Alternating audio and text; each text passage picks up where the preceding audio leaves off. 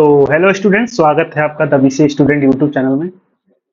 तो आज हम बात करेंगे कंप्यूटर फंडामेंटल्स की चैप्टर 2 पे, जो कि है एल्गोरिदम और एंड फ्लो चार्ट के ऊपर। पिछले वीडियो में हमने चैप्टर 1 यूनिट 1 देखा था, जो था इंट्रोडक्शन टू कंप्यूटर, जिसमें हमने कंप्यूटर के बारे में इंट्रोडक्शन देखा था और टाइप्स ऑफ कंप्यूटर देखा था। और देखा था हमने मेमोरी के बारे में और टाइप्स ऑफ मेमोरी, और भी चीजें देखी थी। उसमें हमने नंबर सिस्टम के बारे में हमने डिटेल में समझा था, binary number, octal number, hexadecimal number, और इन सब के नंबर के बीच में हमने कंपैरिजन भी देखा था और एडिशन मल्टीप्लिकेशन भी देखा था पिछले वीडियो में। तो आज के वीडियो में हम लोग कंप्यूटर फंडामेंटल के चैप्टर 2, जो कि है एल्गोरिथम एंड फ्लो चार्ट, उसको देखेंगे। तो चलिए शुरू करते हैं इस चैप्टर को बिना किसी टाइम पास के। तो सबसे पहले समझते हैं एल्गोरिदम एंड फ्लो चार्ट क्या है। This unit focus on algorithm and flow charts, यानी कि इस यूनिट में हम लोग सिर्फ एल्गोरिदम और फ्लो चार्ट की बात करेंगे, which are essential tool use in programming and system design. यानी कि प्रोग्रामिंग और सिस्टम डिजाइन में एल्गोरिदम और फ्लो चार्ट का और बहुत ही महत्वपूर्ण यूज होता है। Understanding how algorithm works and how flowchart visually represent processes helps in problem solving। यानी कि ये समझना कि एल्गोरिथम कैसे काम करता है और फ्लो चार्ट कैसे विजुअली रिप्रेजेंट करता है प्रोसेसेस को, ये हमें हेल्प करती है प्रॉब्लम सॉल्विंग में और डिजाइनिंग इफिशिएंट सॉल्यूशंस इन प्रोग्रामिंग। तो जैसा कि आप लोग जान चुके होंगे कि ये बहुत ही इंपॉर्टेंट कॉन्सेप्ट है प्रोग्रामिंग और सिस्टम डिजाइन के लिए। तो चलिए सबसे पहले समझते हैं एल्गोरिथम क्या होता है। तो यहाँ पे आप देख सकते हैं लिखा हुआ है डिफिनेशन ऑफ एल्गोरिदम, एल्गोरिदम की परिभाषा। ये हमने नई चीज टेस्ट करने के लिए लगाई है, जिसमें आपको इंग्लिश में, यानी कि हिंदी प्लस इंग्लिश लैंग्वेज में नोट्स मिलेंगे। यदि आपको ये चीज पसंद आएगी तो आप कमेंट सेक्शन में जरूर बताइएगा। आगे के चैप्टर्स के नोट्स हम इसी भाषा में बनाएंगे, यानी कि हिंदी प्लस इंग्लिश इंग्लिश। तो चलिए शुरू करते हैं इसे। डिफिनेशन ऑफ एल्गोरिदम, एल्गोरिदम की परिभाषा। एल्गोरिदम एक स्टेप बाय स्टेप प्रोसीजर होता है, जैसा कि आप देख सकते हैं, जो किसी प्रॉब्लम को सॉल्व करने के लिए इंस्ट्रक्शन प्रोवाइड करता है। यानी कि एल्गोरिथम एक स्टेप बाय स्टेप प्रोसीजर होता है जो किसी प्रॉब्लम को सॉल्व करने के लिए इंस्ट्रक्शन प्रोवाइड करता है। एल्गोरिथम को एक ऐसे लॉजिकल मेथड के रूप में समझा जा सकता है जिसमें किसी भी प्रॉब्लम का सॉल्यूशन सिस्टमैटिक तरीके से दिया जाता है। यानी एग्जांपल के तौर पर एक रियल लाइफ प्रॉब्लम लेते हैं। यानी यदि आपको चाय बनाना है, तो चाय बनाने को मान लीजिए आप एक प्रॉब्लम है, तो इसे आप कैसे सॉल्व करेंगे। तो चाय बनाने के लिए सबसे पहले आप एक पैन लेंगे और इसमें आप सबसे पहला स्टेप होगा, एक पैन लेंगे और इसमें आप पानी डालेंगे, दूसरा स्टेप हो जाएगा। तीसरा स्टेप हो जाएगा चीनी डालेंगे। चौथा स्टेप इसमें आप दूध डालेंगे। पांचवा स्टेप में आप इसमें चाय पत्ती डालेंगे। तो ये सारे स्टेप का यूज करके आप चाय बनाएंगे। तो ये एक प्रॉब्लम का सलूशन हो गया, एक स्टेप बाय स्टेप प्रोसीजर जैसे। तो ये अपने एक रियल लाइफ एग्जांपल लिया है। तो इन सिंपल टर्म्स यहाँ पे देख सकते हैं, एल्गोरिथम की एक सिंपल डिफिनेशन दी हुई है। An algorithm is a finite set of instruction that describe how to perform a task. एक बहुत ही इंपॉर्टेंट डेफिनेशन है, आप इसे याद कर लीजिएगा। An algorithm is a finite set of instruction that describe how to perform a task. तो ये हो गई एल्गोरिथम की डिफिनेशन। अब देखते हैं कैरेक्टरिस्टिक्स ऑफ एल्गोरिथम, एल्गोरिथम के लक्षण। एल्गोरिथम के कुछ खास विशेषताएं होती हैं जो इंश्योर करती हैं कि ये एक सही सॉल्यूशन प्रोवाइड करे। तो सबसे पहला है फाइनाइटनेस। एल्गोरिथम के स्टेप हमेशा एक फाइनाइट नंबर में होने चाहिए। यानी कि जैसा हमने यहाँ पे एक रियल लाइफ एग्जांपल देखा था चाय बनाने का प्रॉब्लम का सॉल्यूशन, तो एक फाइनाइट नंबर ऑफ स्टेप्स होने चाहिए उस प्रॉब्लम को सॉल्व करने के लिए। पहला कैरेक्टरिस्टिक होता है किसी भी एल्गोरिथम का। तो आप देख सकते हैं, एल्गोरिथम के स्टेप हमेशा एक फाइनाइट नंबर में होने चाहिए। ये पहला कैरेक्टरिस्टिक है। दूसरा कैरेक्टरिस्टिक है डिफाइनाइटनेस। हर स्टेप बिल्कुल क्लियर और वेल डिफाइंड होना चाहिए। यानी कि जो भी स्टेप लिखेंगे किसी प्रॉब्लम सॉल्यूशन के, वो हर एक स्टेप बहुत ही क्लियर होना चाहिए और वेल डिफाइंड होना चाहिए, जो कि यूजर को इजीली समझ में आ सके, जिससे वो प्रॉब्लम को सॉल्व करना इजी हो सके। तो ये दूसरा कैरेक्टरिस्टिक होता है एल्गोरिथम का। जो स्टेप होते हैं वो डिफाइनेटनेस होते हैं, यानी कि क्लियर एंड वेल डिफाइंड होते हैं। तीसरा कैरेक्टरिस्टिक है एल्गोरिथम का इनपुट। एक एल्गोरिथम में जीरो या जीरो से ज्यादा इनपुट हो सकते हैं।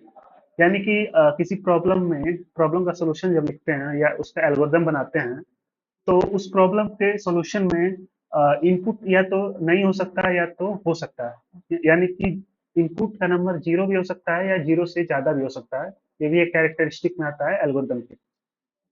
चौथा कैरेक्टरिस्टिक है एल्गोरिदम का आउटपुट।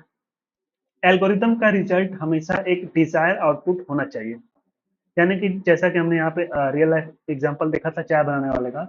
तो जब हम उस प्रॉब्लम को स्टेप बाय स्टेप में सॉल्यूशन कर रहे थे, तो आउटपुट हमें लास्ट में चाय बनी बनाई मिल रही थी।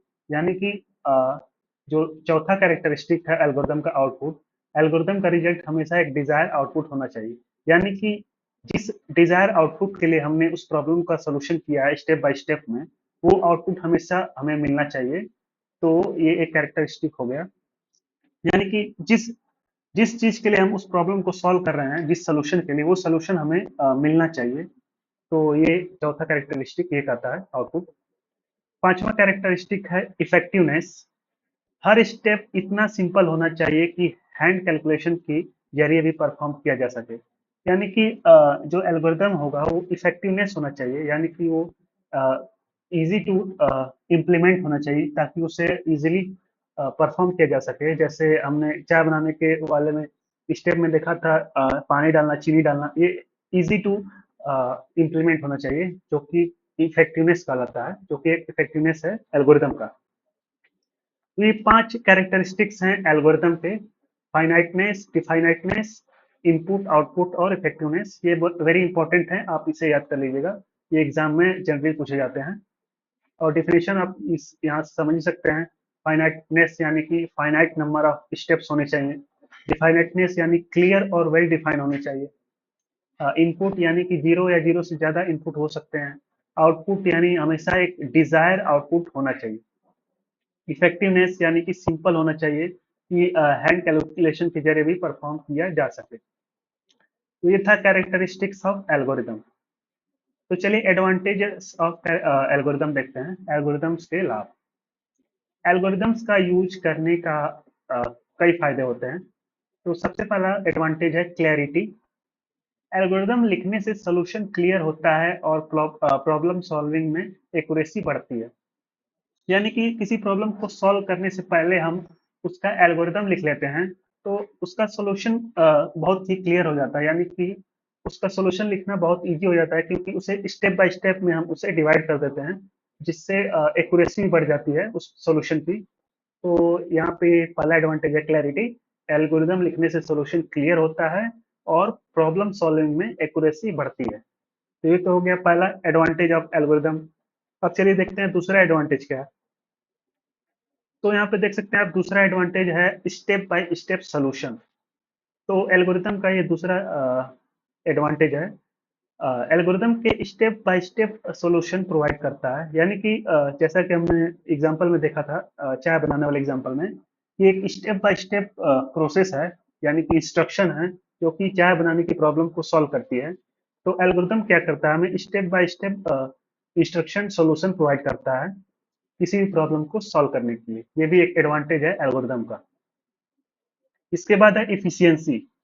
इफिशियंसी है तीसरा एडवांटेज ऑफ एल्गोरिदम। तो इसमें क्या देखते हैं, एल्गोरिदम से हम इफिशिएंट सॉल्यूशन बना सकते हैं।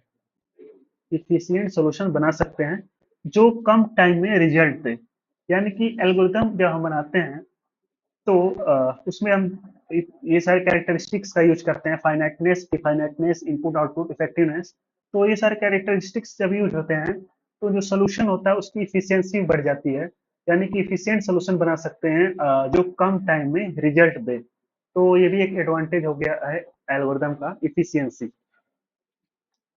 चौथा एडवांटेज है रीयूजेबिलिटी। रीयूजेबिलिटी जैसा कि नाम से ही पता चल रहा होगा, एक बार बनाया एल्गोरिदम फ्यूचर में भी यूज किया जा सकता है। तो जैसा कि हमने यहाँ पे चाय बनाने वाला एग्जांपल देखा था, तो चाय बनाने में जो एक प्रॉब्लम थी उसका हमने एल्गोरिदम बना दिया, कई स्टेप में उसे बता दिया कि कैसे बनाना है। तो उस एल्गोरिदम को हमने एक बार बना दिया, तो जब भी हमें चाय बनानी होगी तो वही सारे स्टेप का यूज करके हम बार बार चाय बना सकते हैं। तो यही इसका मतलब है रीयूजेबिलिटी।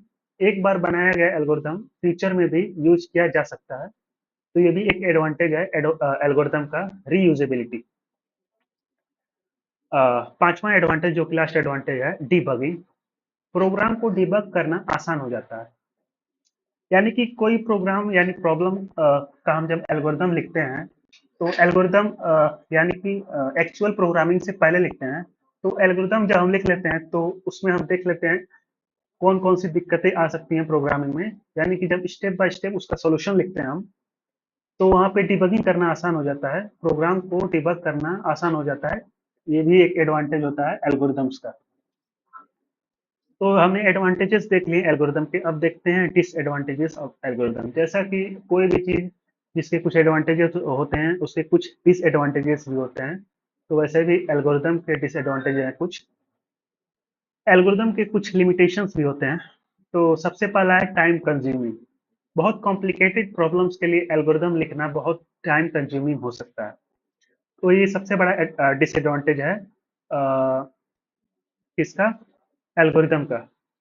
यानी कि एल्गोरिदम एक और स्टेप बढ़ा देता है आपके लिए। यानी कि आप एक्चुअल प्रोग्रामिंग से पहले आपको एल्गोरिदम लिखना पड़ता है। यदि वो प्रॉब्लम बहुत कॉम्प्लिकेटेड प्रॉब्लम है तो उसका एल्गोरिदम लिखना भी बहुत टाइम कंज्यूमिंग हो सकता है उसके लिखने में। तो टोटल टाइम आपको बहुत ज़्यादा लग जाएगा किसी भी प्रॉब्लम को सॉल्व करने के लिए, क्योंकि पहले आपको एल्गोरिदम उसका बनाना पड़ेगा, उसमें टाइम लगेगा, फिर एक्चुअल प्रोग्रामिंग करेंगे, उसमें टाइम लगेगा। तो एक डिसएडवांटेज हो जाता है एल्गोरिदम का, इट्स अ टाइम कंज्यूमिंग। दूसरा डिसएडवांटेज है कॉम्प्लेक्सिटी। कुछ प्रॉब्लम्स के लिए एल्गोरिदम लिखना मुश्किल हो जाता है। यानी कि सारे प्रॉब्लम्स का हम एल्गोरिदम नहीं लिख पाते हैं, तो ये कॉम्प्लेक्सिटी में आ जाता है। ये भी एक डिसएडवांटेज है एल्गोरिदम का। कुछ प्रॉब्लम्स का एल्गोरिदम लिखना मुश्किल होता है और इसके कई रीजंस हो सकते हैं। जैसे कुछ प्रॉब्लम इंट्रिंसिकली कॉम्प्लेक्स होती हैं या उन्हें सॉल्व करने के लिए यूनिक टेक्निक्स चाहिए होती हैं।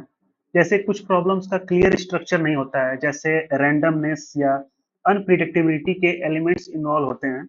इन प्रॉब्लम के लिए एक सिस्टमैटिक एल्गोरिदम बनाना मुश्किल हो जाता है। तो इसलिए ये भी एक डिसएडवांटेज हो जाता है एल्गोरिदम का, कॉम्प्लेक्सिटी। यानी कि प्रॉब्लम की कॉम्प्लेक्सिटी के अनुसार हम उसका एल्गोरिदम नहीं बना सकते। तीसरा डिसएडवांटेज है लैक ऑफ विजुअलाइजेशन। एल्गोरिदम सिर्फ इंस्ट्रक्शन का कलेक्शन होता है, जिसमें कोई विजुअल रिप्रेजेंटेशन नहीं होता है। तो ये भी एक डिसएडवांटेज में आता है। जो जो ये तीसरा डिसएडवांटेज है, ये ओवरकम होता है फ्लो चार्ट से। तो ये डिसएडवांटेज क्या कर रहा है, एल्गोरिदम सिर्फ इंस्ट्रक्शन का कलेक्शन होता है जिसमें कोई विजुअल रिप्रेजेंटेशन नहीं होता है, और वो विजुअल रिप्रेजेंटेशन ओवरकम होता है फ्लो चार्ट से। तो चलिए उसे आगे हम देखेंगे। तो सबसे पहले एक एग्जांपल देख लेते हैं एल्गोरिदम का। यहाँ पे एक एग्जांपल है एल्गोरिदम का, गिवन है algorithm to find sum of two numbers. तो ये एक प्रोग्राम है, टू नंबर का प्रोग्राम बनाना है हमें, तो उसका एल्गोरिदम पहले बनाया है। तो जैसा कि आप इस सब्जेक्ट के कंप्यूटर फंडामेंटल जो सब्जेक्ट है, इसके साथ साथ आप सी प्रोग्रामिंग सब्जेक्ट भी पढ़ रहे होंगे, तो उसमें आपने बहुत सारे प्रोग्राम बनाए होंगे एडिशन के। तो उसका एल्गोरिदम कुछ ऐसे लिखेंगे हम। जैसे यहाँ पे सम ऑफ टू नंबर्स का एल्गोरिदम लिखना है, तो जैसा कि आप जानते होंगे algorithm step by step solution होता है किसी प्रॉब्लम का। तो यहाँ पे सबसे पहला स्टेप है स्टार्ट करना उस प्रॉब्लम को सोल्यूशन। तो सबसे पहला हो गया स्टेप स्टार्ट करना। फिर दूसरा स्टेप में हम इनपुट करेंगे फर्स्ट नंबर। तो यहाँ पे दूसरे स्टेप में हम क्या कर रहे हैं, फर्स्ट नंबर को इनपुट कर रहे हैं किसी वेरिएबल ए में। फिर थर्ड स्टेप में हम क्या कर रहे हैं, इनपुट थर्ड नंबर किसी वेरिएबल बी में।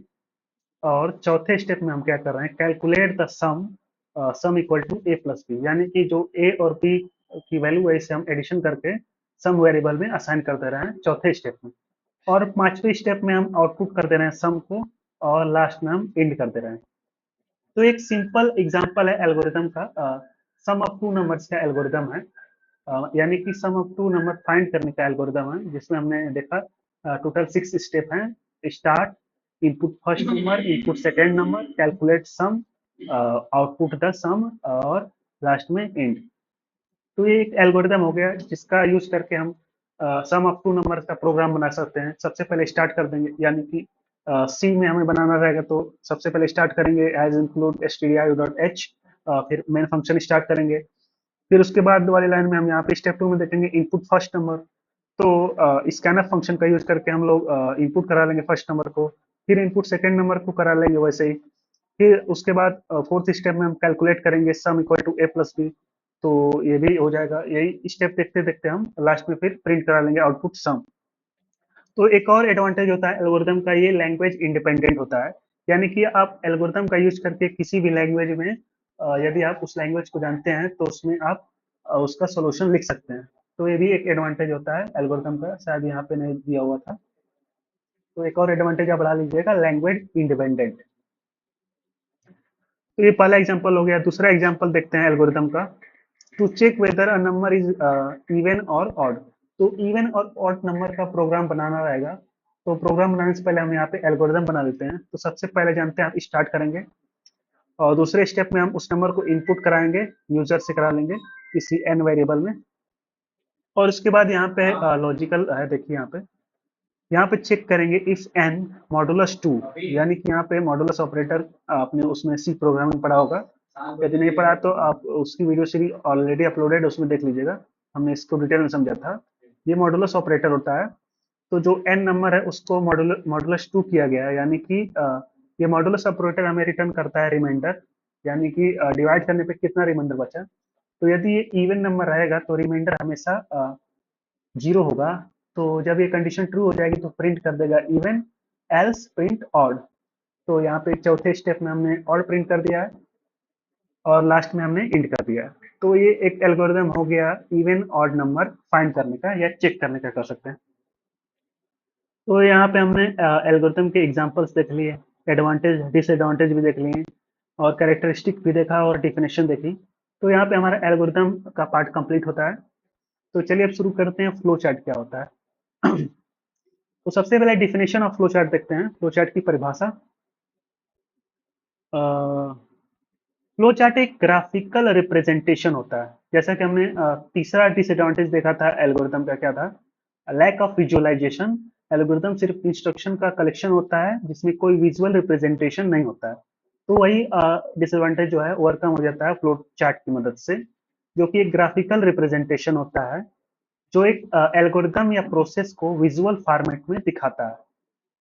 इसमें डिफरेंट स्टेप को डिफरेंट शेप्स के बॉक्स के जरिए रिप्रेजेंट किया जाता है, और इन्हें एरोज के जरिए कनेक्ट किया जाता है, जो प्रोसेस के फ्लो को दिखाते हैं। तो एक बार फिर से पढ़ लेते हैं। फ्लो चार्ट एक ग्राफिकल रिप्रेजेंटेशन होता है जो एक एल्गोरिदम या प्रोसेस को विजुअल फॉर्मेट में दिखाता है। इसमें डिफरेंट स्टेप को डिफरेंट शेप के बॉक्स के जरिए रिप्रेजेंट किया जाता है, और इन्हें एरोज के जरिए कनेक्ट किया जाता है, जो प्रोसेस के फ्लो को दिखाते हैं। तो चलिए उन सिंबल्स के बारे में थोड़ा सा देख लेते हैं डिटेल में। फ्लो चार्ट के symbol, common symbols use in flow chart. तो सबसे पहला सिंबल है ओवल। तो यहाँ पे हम साइड में बना भी देते हैं कैसा दिखता है, जिससे आपको और अच्छी अंडरस्टैंडिंग होगी। तो ओवल आपको कुछ ऐसा दिखेगा। तो यहाँ पे ओवल है, ओवल का यूज किस लिए होता है, स्टार्ट और end points to represent, start और एंड पॉइंट को रिप्रेजेंट करता है। जो ओवल जो शेप है वो स्टार्ट और एंड पॉइंट को रिप्रेजेंट करता है। यानी कि एल्गोरिथम हमने देखा था स्टार्ट और एंड, तो ये हम रिप्रेजेंट करेंगे फ्लो चार्ट में ओवल की मदद से। दूसरा सिंबल है रेक्टेंगल, प्रोसेस या ऑपरेशन को रिप्रेजेंट करता है। यानी कि जो ये रेक्टेंगल जो शेप है कुछ ऐसा दिखेगा, ये रिप्रेजेंट करता है प्रोसेस या ऑपरेशन को रिप्रेजेंट करता है। तो जैसा कि इस एग्जांपल को लेते हैं, एग्जांपल वन को। तो यहाँ पे प्रोसेस या ऑपरेशन किस स्टेप में हो रही है, 4 स्टेप में। तो ये रिप्रेजेंट करेंगे हम किससे, रेक्टेंगल से, और ये करेंगे हम ओवल से। ओवल से इसको, और इसको भी ओवल से रिप्रेजेंट करेंगे, स्टार्ट और एंड। और ऑपरेशन को हम कर रहे हैं रेक्टेंगल से रिप्रेजेंट कर रहे हैं। तो हमने दो सिंबल्स देख लिए फ्लो चार्ट के। चलिए तीसरा देखते हैं।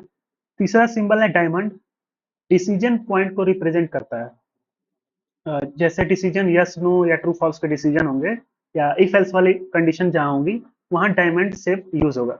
तो चलिए यहाँ पे देखते हैं। इसमें कोई डिसीजन नहीं है पहले वाले एग्जांपल में। दूसरे वाले एग्जांपल में देखिए, यहाँ पे हम डिसीजन ऑफ सिंबल यूज करेंगे जो कि है डायमंड। तो यहाँ पे इसका यूज होगा डायमंड का। तो डायमंड कुछ ऐसा दिखता है। हाँ, ये हो गया डायमंड। अब चौथा सिंबल है पैरेललोग्राम, इनपुट और आउटपुट को रिप्रेजेंट करता है। यानी पैरेललोग्राम जो है इनपुट और आउटपुट को रिप्रेजेंट करता है। तो पैरेललोग्राम ऐसा कुछ दिखता है। तो चलिए देखते हैं इनपुट आउटपुट कहाँ हुआ है इसमें। इनपुट आउटपुट देखिए यहाँ पे हुआ है। तो इसको हम ऐसे रिप्रेजेंट करेंगे, ऐसे सिंबल में, पैरेललोग्राम, इनपुट और आउटपुट दोनों को। ये रेक्टेंगल नहीं है, ये पैरेललोग्राम है। रेक्टेंगल ये है जो कि किसी प्रोसेस या ऑपरेशन को रिप्रेजेंट कर रहा है। तो यहाँ पे हमने चार सिंबल्स देख लिए हैं फ्लो चार्ट के, ओवल, रेक्टेंगल, डायमंड और पैरेललोग्राम। तो अब देखते हैं पांचवा सिंबल क्या है। तो पांचवा है एरो। तो एरो क्या करता है? एरो रिप्रेजेंट करता है प्रोसेस के फ्लो को, यानी कि प्रोसेस का फ्लो कैसे हो रहा है, एरो उसको दिखाता है। तो एरो का सिंबल तो सभी लोग जानते होंगे, एरो जैसा ही होगा, इसको बताने की कोई जरूरत नहीं है। तो यहाँ पे आप देख सकते हैं 5 सिंबल होते हैं टोटल फ्लो चार्ट में, जिनका यूज करके हम किसी प्रॉब्लम के सोल्यूशन को दिखाते हैं। तो एग्जांपल समझने से पहले एडवांटेज देख लेते हैं, फिर लास्ट में एग्जांपल देखेंगे। तो एडवांटेजेस ऑफ फ्लो चार्ट क्या है? फ्लो चार्ट के कई एडवांटेजेस होते हैं। सबसे पहला एडवांटेज है विजुअलाइजेशन। प्रोसेस या एल्गोरिदम को विजुअल फॉर्मेट में दिखाया जा सकता है।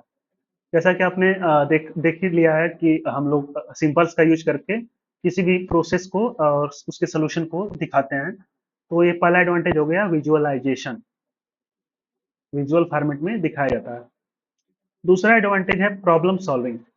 कॉम्प्लेक्स प्रॉब्लम को सिंप्लीफाई करने में मदद करता है, यानी कि जो फ्लो चार्ट है वो कॉम्प्लेक्स प्रॉब्लम को बहुत ही सिंप्लीफाई कर देता है, ताकि बहुत ही इजीली उसको उसका सोल्यूशन किया जा सके, क्योंकि एक विजुअल फॉर्मेट होता है जो कि बहुत ही इजी टू अंडरस्टैंड होता है।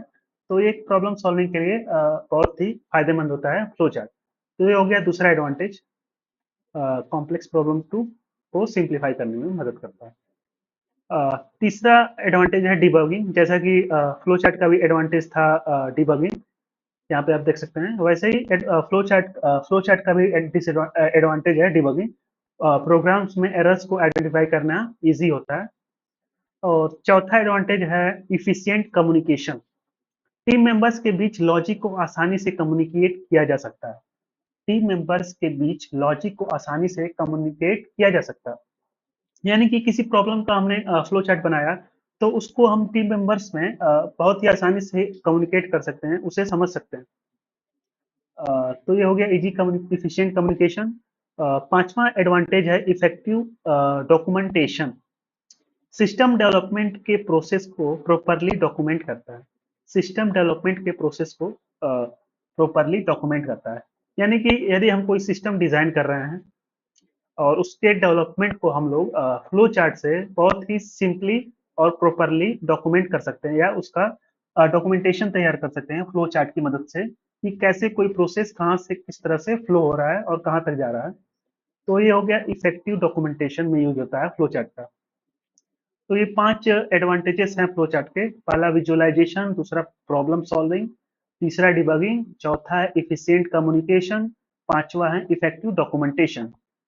तो हमने एडवांटेजेस ऑफ फ्लो चार्ट देख लिया है, अब कुछ डिसएडवांटेजेस देखते हैं। जैसा कि आप लोग जानते होंगे, कोई भी चीज जब आती है तो एडवांटेजेस जब होते हैं तो उसके कुछ डिसएडवांटेजेस भी होते हैं। ऐसी कोई चीज नहीं है जिसके बस एडवांटेजेस हो और डिसएडवांटेजेस ना हो। तो वैसे ही फ्लो चार्ट के भी कुछ डिसएडवांटेजेस हैं। तो सबसे पहला है कॉम्प्लेक्सिटी। जैसा कि हमने एल्गोरिदम में भी देखा था, तो बड़ी और कॉम्प्लिकेटेड प्रोसेस को फ्लो चार्ट में रिप्रेजेंट करना मुश्किल हो सकता है। यानी कि कोई बहुत बड़ी या कॉम्प्लिकेटेड प्रॉब्लम है या प्रोसेस है, उसको फ्लो चार्ट में रिप्रेजेंट करना मुश्किल हो जाता है। ये एक डिसएडवांटेज है फ्लो चार्ट का, क्योंकि हमारे पास लिमिटेड सिंबल्स होते हैं और कॉम्प्लिकेटेड प्रॉब्लम्स को शो करना मुश्किल हो जाता है फ्लो चार्ट में। दूसरा डिसएडवांटेज है टाइम कंज्यूमिंग। फ्लो चार्ट बनाने में टाइम लगता है। जैसा कि हमने देखा ही होगा, फ्लो चार्ट में बहुत सारे सिंबल्स का यूज होता है, तो वो सारे सिंबल्स बनाना और एरो का फंक्शन, एरो यूज करके उसे प्रोसेस शो करना, प्रोसेस का फ्लो शो करना, ये वेरी टाइम कंज्यूमिंग होता है, जो कि एक डिसएडवांटेज में आता है। तो ये हो गया दूसरा डिसएडवांटेज फ्लो चार्ट का, टाइम कंज्यूमिंग। तीसरा डिसएडवांटेज है मॉडिफिकेशन।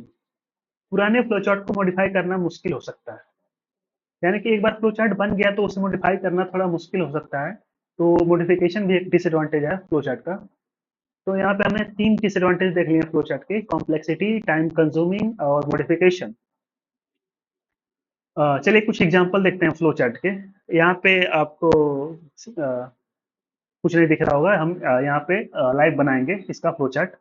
तो पहला एग्जांपल है flow chart to find the sum of two numbers. तो हमें दो नंबर्स के सम का फ्लो चार्ट बनाना है। तो हमने तो एल्गोरिदम देख लिया था कैसे बनता है एल्गोरिदम, यहाँ पे देखिए। सम ऑफ टू नंबर्स का start, input first number, input second number, calculate the sum, output the sum और एंड। तो ये था sum of two numbers find करने का एल्गोरिदम। अब इसी प्रॉब्लम का हमें बनाना है फ्लो चार्ट। तो फ्लो चार्ट कैसे बनेगा, यहाँ पे उसका फ्लो देख सकते हैं, यहाँ पे दिया है, गिवन है। सबसे पहले स्टार्ट करेंगे, फिर इनपुट ए, इनपुट बी करेंगे, फिर सम में हम ए प्लस बी करेंगे, फिर आउटपुट सम करेंगे और एंड कर देंगे। तो चलिए अब यहाँ पे हम लोग लाइव फ्लो चार्ट बनाएंगे। किसका? सम ऑफ टू नंबर्स का। तो सबसे पहले स्टार्ट करते हैं किसी भी फ्लो चार्ट में। तो जैसा कि आपने यहाँ पे सिंबल्स में देखा होगा, स्टार्ट के लिए कौन सा सिंबल यूज करते हैं हम? यहाँ पे स्टार्ट और एंड पॉइंट्स को रिप्रेजेंट करने के लिए हम लोग ओवल सिंबल का यूज करते हैं। तो यहाँ पे सबसे पहले हम स्टार्ट करेंगे, तो यहाँ पे हम यहाँ पे ओवल बनाएंगे। ओवल, इसके अंदर स्टार्ट लिख देंगे, यानी कि यहाँ से फ्लो चार्ट स्टार्ट हो रहा है। यहाँ पे स्टार्ट लिख सकते हैं आप। और इसके बाद हमें क्या करना है? Input A. तो इनपुट ए और बी करना है। तो यहाँ पे आप देख सकते हैं इनपुट, इनपुट करने के लिए कौन सा सिंबल यूज होता था? इनपुट और आउटपुट को रिप्रेजेंट करने के लिए हम पैरेललोग्राम का यूज करते हैं, जो कि कुछ ऐसा दिखता है। तो चलिए यहाँ पे हम लोग यहाँ पे फ्लो एरो का यूज करेंगे, जो कि फ्लो को बताएगा हमारे। और यहाँ पे पैरेललोग्राम बनाएंगे, जो कि इनपुट ए बी यहाँ पे लिख देते हैं। इनपुट ए एंड बी, यानी यहाँ पे ए और बी को इनपुट करा रहे हैं। यहाँ पे सिंपल हम यूज कर रहे हैं पैरेललोग्राम का। तो यहाँ पे हमने स्टार्ट कर लिया है, इनपुट ए भी कर लिया। अब इसके बाद देखिए क्या है, sum A equal to A plus B. यहाँ पे देखिए ऑपरेशन हो रहा है। तो यहाँ पे हमने सिंबल्स में देखा था, ऑपरेशन को रिप्रेजेंट कौन करता है? रेक्टेंगल रिप्रेजेंट करता है, या प्रोसेस या ऑपरेशन को जो है रेक्टेंगल सिंबल रिप्रेजेंट करता है। तो यहाँ पे हम बनाएंगे रेक्टेंगल। यहाँ पे एरो सिंबल बनाएंगे, जो कि फ्लो को शो करेगा। यहाँ से फ्लो इधर आ रहा है। और यहाँ पे हम रेक्टेंगल बनाएंगे, जिसमें ऑपरेशन परफॉर्म होगा sum equal to A plus B. तो यहाँ पे सम इक्वल टू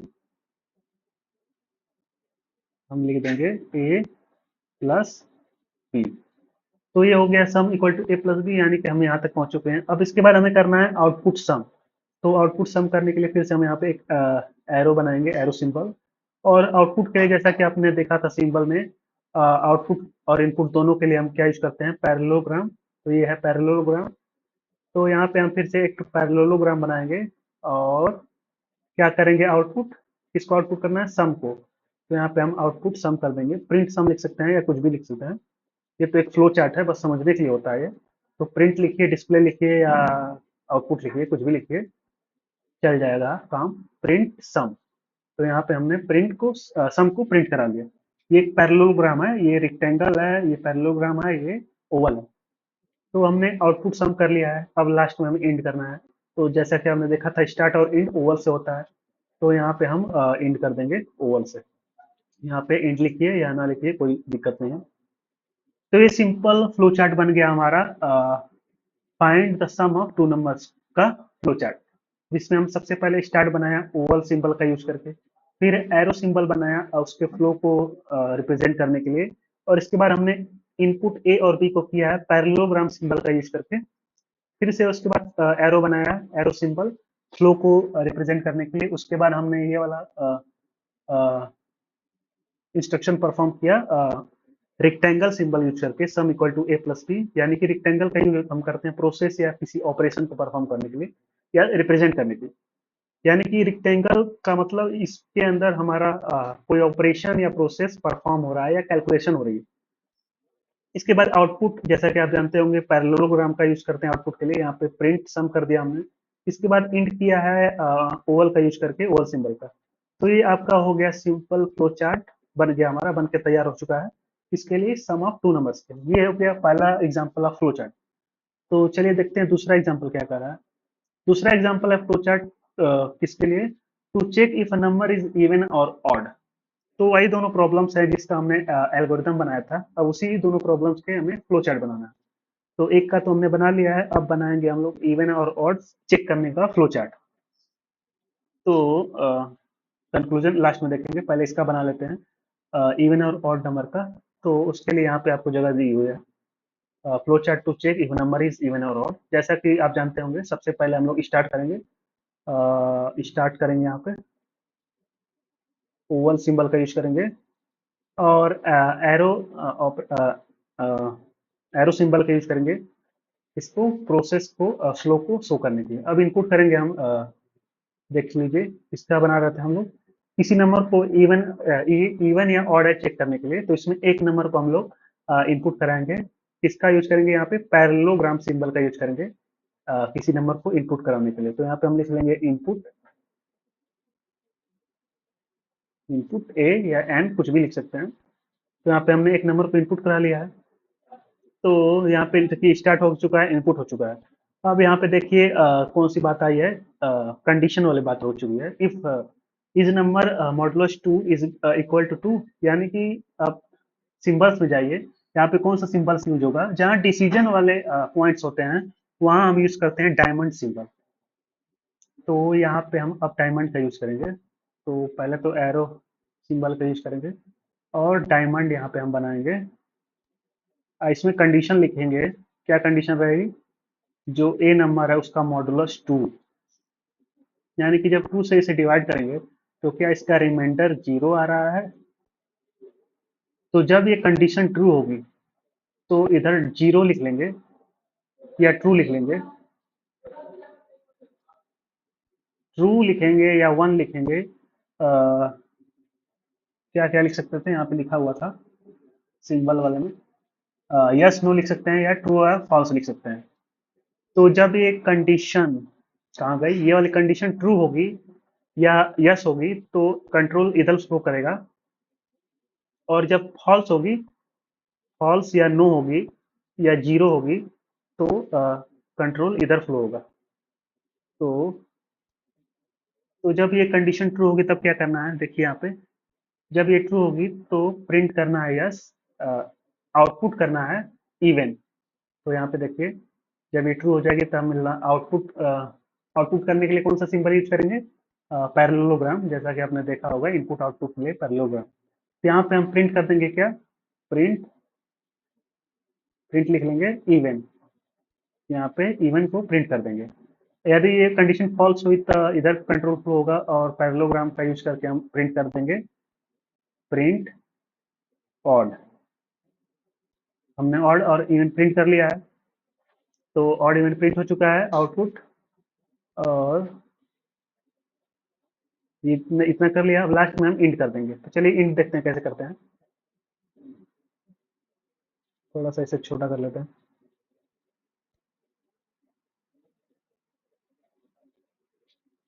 तो हमने प्रिंट कर लिया, इससे लास्ट में हम यहाँ पे इंट कर लेंगे। इंट करने के लिए कौन सा सिंबल यूज करेंगे, ओवल यूज करेंगे, बिल्कुल सही जवाब।